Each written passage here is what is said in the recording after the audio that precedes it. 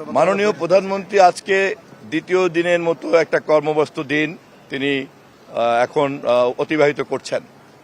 আমরা মন্ত্রিপরিষদের সকল সংশ্লিষ্ট মন্ত্রীবর্গ এবং সংশ্লিষ্ট উপদেষ্টাবৃন্দ সহ একটা গুরুত্বপূর্ণ সিদ্ধান্ত আমরা গ্রহণ করেছি। মাননীয় প্রধানমন্ত্রীর কাছ থেকে চূড়ান্তভাবে নির্দেশ পেয়েছি। আপনারা জানেন যে আমাদের বহুল প্রচারিত যে প্রতিশ্রুতি ফ্যামিলি কার্ড, আমরা ইনশাল্লাহ এই মাস থেকেই ঈদের আগেই আমরা আমাদের এই ফ্যামিলি কার্ড বন্টনের কাজ বাস্তবায়ন শুরু করব ইনশাল্লাহ।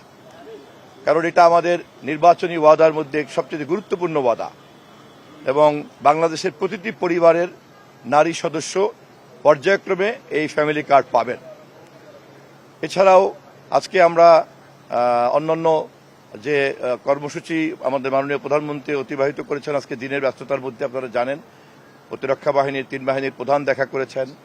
তিনি গতকালকেই সচিবদের সঙ্গে কথা বলেছেন এবং আজকে আরও আবার পরবর্তীতে 2টোর সময় বৃক্ষরোপণ সংক্রান্ত আমাদের আবার মন্ত্রিপরিষদের বৈঠক আছে। ফলে গতকালকে এবং আজকে মিলিয়ে ইতিমধ্যেই আমাদের প্রতিশ্রুতির বেশ কিছু কাজে মাননীয় প্রধানমন্ত্রীর নেতৃত্বে আমরা হাত দিতে পেরেছি। জাতির কাছে আমরা এই কর্মসূচিগুলি বাস্তবায়ন করার ক্ষেত্রে দোয়া চাই এবং আপনাদেরও সহযোগিতা চাই। মাননীয় মন্ত্রী, আমরা জানতে পেরেছি কাদের কোন কোন এলাকায় অগ্রাধিকার দিয়ে এই কার্ডগুলো দেওয়া হবে। এই বিষয়গুলিকে চূড়ান্ত করার জন্য একটা ছোট্ট কমিটি গঠন করা হবে মাননীয় অর্থমন্ত্রীর নেতৃত্বে এবং তারা আগামী কয়েকদিনের মধ্যেই এ বিষয়ে একটা চূড়ান্ত কর্মপরিকল্পনা এবং দিক নির্দেশনা দিবেন বাস্তবায়নের জন্য, তখন জানাবো। প্রাথমিকভাবেও আমরা টাকার পরিমাণটাও এই মুহূর্তে নির্ধারণ করা হয়নি, তবে আমরা যেহেতু পর্যায়ক্রমে দেশের প্রায় 5 কোটি ফ্যামিলিতে আমরা ফ্যামিলি কার্ড দিব, আমরা সেটাকে মাথায় রেখেই বাস্তবায়নযোগ্যভাবে শুরু করব। মূলত টাকার পরিমাণের চাইতেও সমস্ত নারীকে ফ্যামিলি কার্ডের নেটওয়ার্কের মধ্যে আনাটাই আমাদের একটা প্রধান লক্ষ্য। পর্যায়ক্রমে এটাকে আমরা আরো উন্নত করতে পারবো।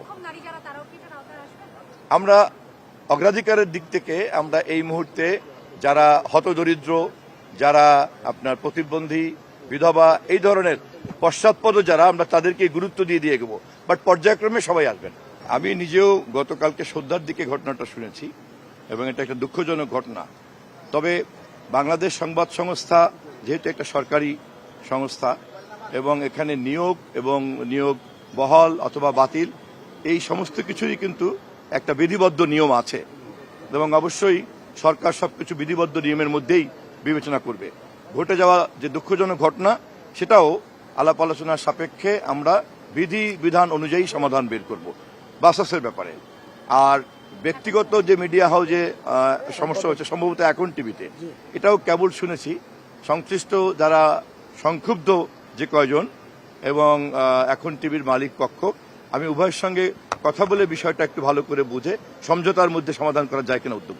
যে ঘটে যাওয়া ঘটনা সম্পর্কে আমি কোনো মন্তব্য করছি না, কিন্তু যে কোনো ঘটনাকে নিষ্পত্তি করব বিধিবিধানের মধ্যে দিয়ে। কেউ মনে করার কারণ নাই যে মব করলেই সবকিছু সমাধান হয়ে যাবে।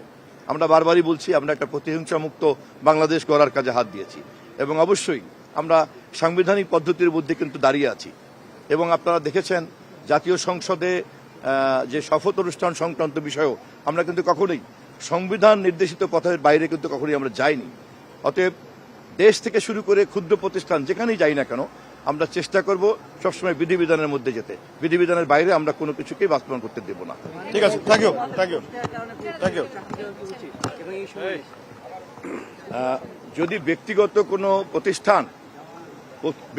কোনো প্রতিষ্ঠান কাকে চাকরি দিবেন, কাকে চাকরি দিবেন না, কার চাকরি তারা রাখবেন, কার চাকরি তারা রাখবেন না, এটা সম্পূর্ণই তাদের ব্যাপার।